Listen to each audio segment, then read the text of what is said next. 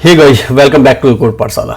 काफी टाइम से वीडियो बना नहीं पा रहा था क्योंकि बहुत सारी चीजें चल रहा था। बट चलो, कहते हैं देर आए दुरुस्त आए, तो फिर से रिस्टार्ट करा है हमने। और आई होप कि आपको अब बहुत ही अच्छा वीडियो देखने को मिलेगा, बहुत सारी चीजें समझने को मिलेगा। इससे पहले जो वीडियो हमने बनाया था GFG लीड कोड के प्रॉब्लम को सॉल्व करते हुए, तो हमने एरे स्टार्ट किया था। उससे पहले स्लाइडिंग विंडो पर कुछ क्वेश्चन किए थे। स्लाइडिंग विंडो का जो कुछ क्वेश्चन बाकी है वो उस प्लेलिस्ट में फिर से आएगा, कुछ ऐड होंगे, वो भी आपको टाइम टू टाइम आ जाएगा। इसके बाद कुछ हमारे प्लान्स हैं DSA पे, जैसे ट्री ग्राफ, इस पर भी वीडियो जाएंगे। और अभी हम फिर से एरे के क्वेश्चंस को रिस्टार्ट करते हैं। और जब भी आपको पता है, जब भी हम रिस्टार्ट करेंगे तो हम इजी लेवल प्रॉब्लम से रिस्टार्ट करेंगे। तो चलो शुरू करते हैं। और आज का जो प्रॉब्लम हम सॉल्व करने वाले हैं, ये प्रॉब्लम है मर्ज सॉर्टेड एरे। तो सबसे पहले अगर हम प्रॉब्लम समझे तो इसमें क्या है कि हमको दो एरे दिया जाएगा, num1 और num2, और ये दोनों एरे सॉर्टेड होगा नॉन डिक्रीजिंग, इट मींस कि इंक्रीजिंग ऑर्डर में, यानी 1 2 3 4 5 इस ऑर्डर में आपको ये एरे सॉर्टेड मिलेगा। आपको क्या करना है, दोनों एरे को सॉर्टेड ऑर्डर में ही मर्ज करना है।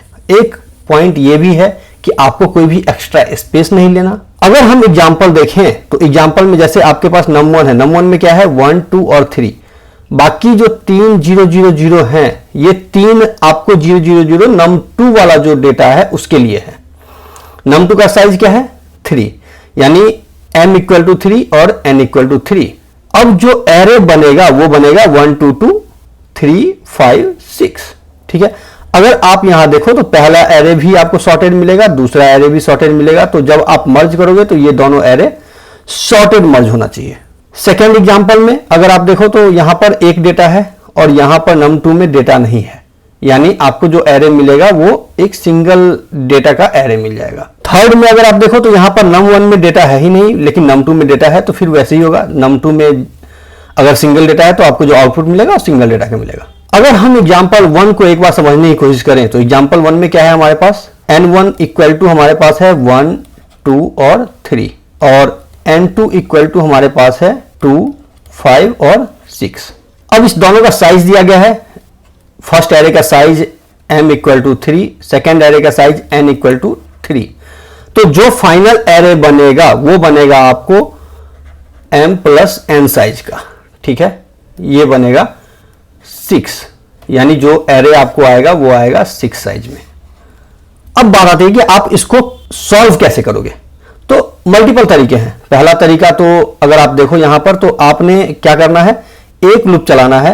n1 एरे में जितना भी एलिमेंट है उसको पिक करना है और n2 के हर एक एलिमेंट से कंपैरिजन करना है, हर एक एलिमेंट से। यानी आप क्या करोगे, पहले 1 को लोगे, 1 को n2 के जो सेकेंड एरे है उसके हर एलिमेंट से कंपैरिजन करोगे कि ये जो एलिमेंट है n1 का जो एलिमेंट है 1, ये इन सारे एलिमेंट से छोटा है, तो हाँ है।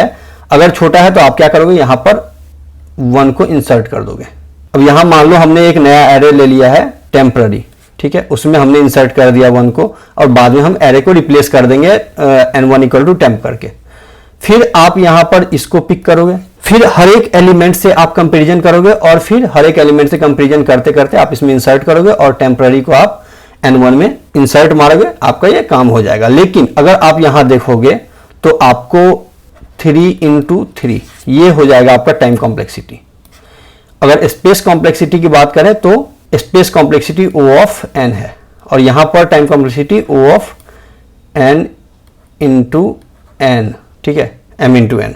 तो पॉइंट आता है, क्या हम इसको और इजी और सिंप्लीफाइड वे में सॉल्व कर सकते हैं? तो हाँ, ऑफ कोर्स आप कर सकते हो। num1 = आ गया 1 2 3, num2 = 2 5 6। जो फाइनल एरे आपका बनेगा उसका साइज हो जाएगा m + n, यानी 6। अगर इंडेक्सिंग की बात करें तो इंडेक्सिंग 0 से लेके 5 तक, ये जो नया आउटपुट वाला एरे बनेगा उसका होगा। यानी मान लो कि हमने एक एरे बना लिया। अब आप स्टार्ट से कंपैरिजन करने के बजाय आप लास्ट इंडेक्स के वैल्यू से कंपैरिजन करो, ठीक है। अब क्योंकि ये दोनों एरे आपका सॉर्टेड है, इट मींस कि num1 का जो लास्ट वैल्यू है वो num1 के बाकी वैल्यू से बड़ा होगा, और वैसे ही num2 का जो लास्ट वैल्यू है वो बाकी वैल्यू से बड़ा होगा। तो अगर आप लास्ट वैल्यू को num1 और num2 के लास्ट वैल्यू को कंपैरिजन करोगे तो आपको वो वैल्यू मिल जाएगा जो सबसे लास्ट इंडेक्स पर आएगा।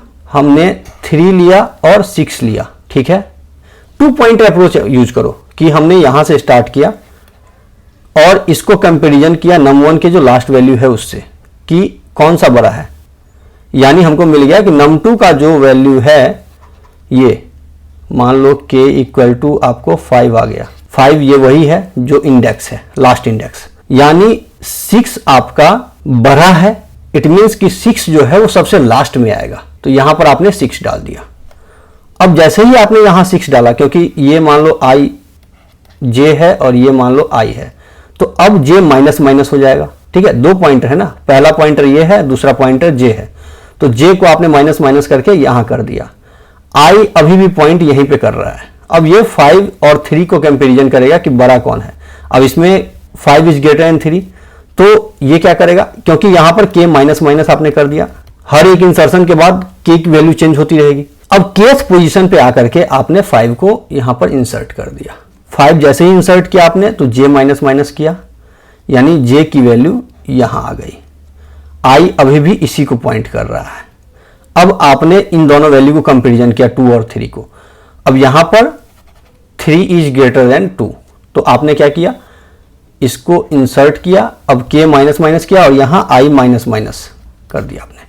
अब i का जो पॉइंटर है वो यहां आ गया। अब फिर से ये कंपैरिजन करेगा 2 को इस 2 से, बिकॉज दोनों इक्वल है, कोई बड़ा नहीं है, तो ये क्या करेगा, इसको यहां पर इंसर्ट कर देगा 2 को। अब फिर यहां पर i माइनस माइनस किया and then it comes to 1। अब 1 और 2 को कंपैरिजन किया, अब 2 बड़ा है तो it will insert 2। Now single element बचा, क्योंकि num2 खत्म हो चुका है, तो सिंगल एलिमेंट में ये 1 को इंसर्ट कर दिया। अगर आप यहां पर देखो तो ये सॉर्टेड इंसर्शन हो चुका है, मर्ज हो चुका है दोनों एरे। बहुत ईजी है, बहुत ही सिंपल। आपको लास्ट इंडेक्स से 2 पॉइंटर लेना है। फिर से मैं एक बार शॉर्टकट में समझा देता हूं। 1 2 3 2 5 और 6। आपको सबसे लास्ट इंडेक्स को पिक करना है, ठीक है।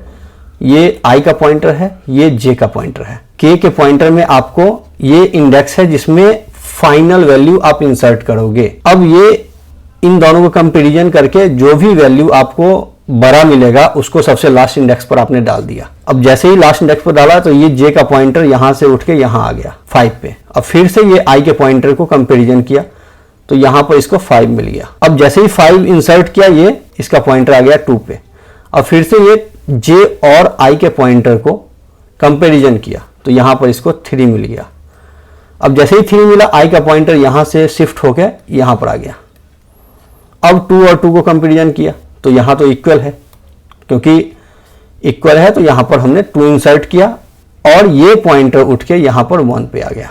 अब 1 और 2 को कंपैरिजन किया तो यहां पर आ गया 2 और ये पॉइंटर हो गया खत्म, तो यहां पर 1 बचा और इसको 1 को इंसर्ट कर दिया, डन।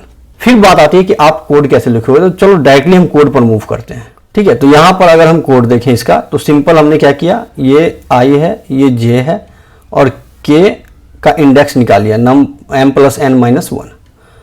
अब यहां पर हम सिंपल कंपैरिजन कर रहे हैं कि i greater than equal to 0, yes, और num1 of i is greater than num2 of j, ठीक है।